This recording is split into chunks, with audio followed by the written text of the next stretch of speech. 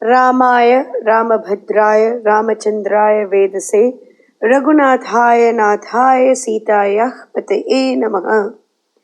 Balakand, chapter number 26, The Fall of Tataka. Recitation begins now.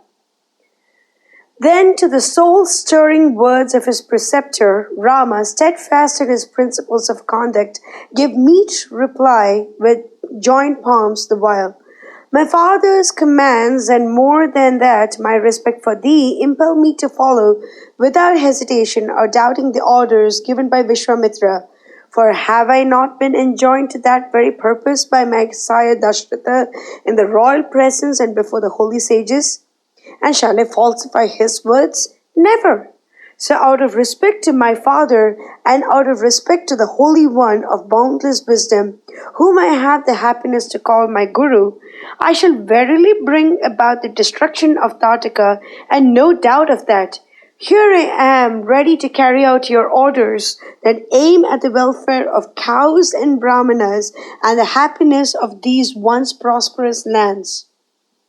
So saying, he grasped his mighty bow by the middle, strung it in a moment, and drew it to his ear.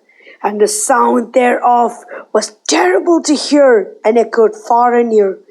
Birds and beasts and the numerous creatures that made the dreadful forest their home trembled in affright.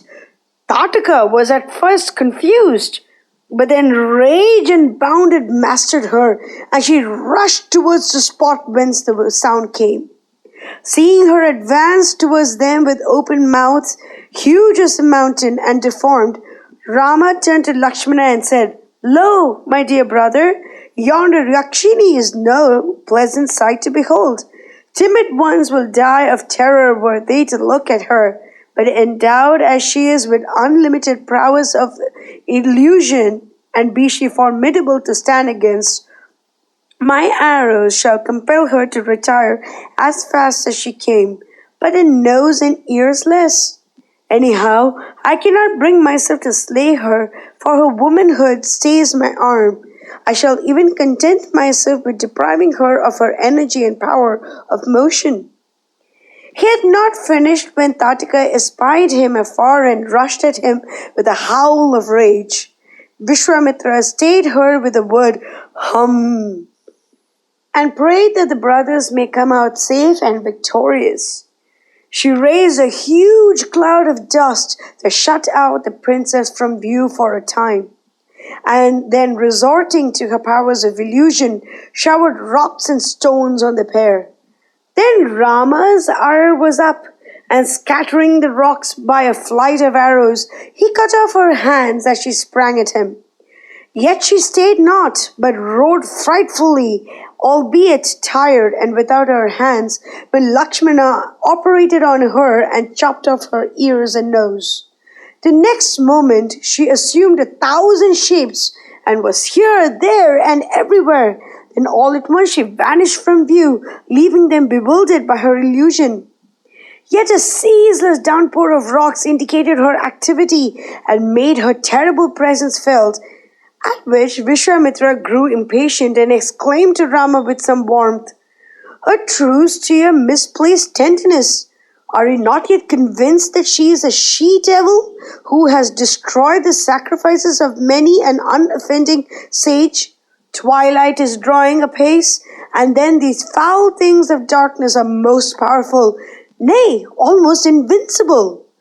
See how her energy increases as the day wanes and the night draws near.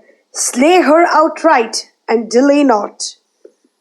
Strong in her powers of illusion, she remained invisible, but Rama's arrows sought her out even there and stayed her rocky downpour.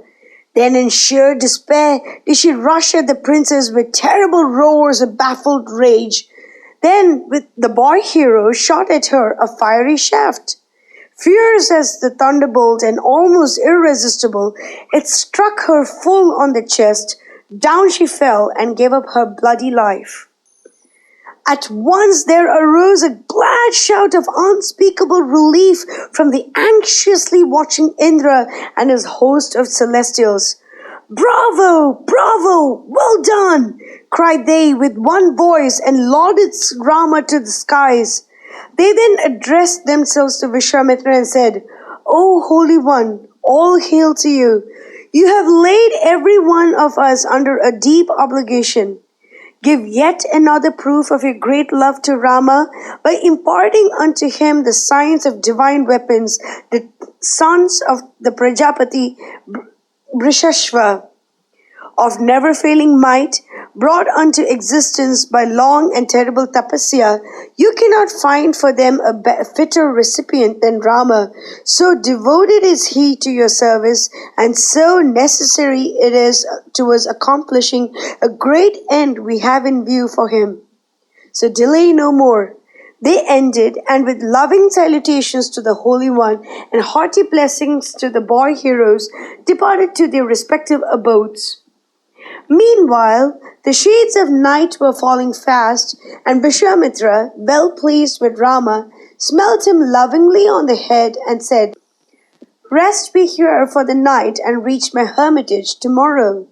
So they passed the night in the once dreaded haunts of Tataka, but now free from its unhappy curse, and once again a smiling and happy land, beautiful even as Chaitra Ratha. Rama, having thus rid the earth of the terrible doctor of a yaksha, gods and sages vied with one another in singing his praises. A deep sleep and sweet descended upon the tired eyes of Rama, and he lay locked in the soft arms of slumber till he was aroused at the early dawn by the holy sage. Mangalam Koshalendraya Mahaniya Gunabde Chakravarti Dhanurjaya Sarvabhaumaya Mangalam.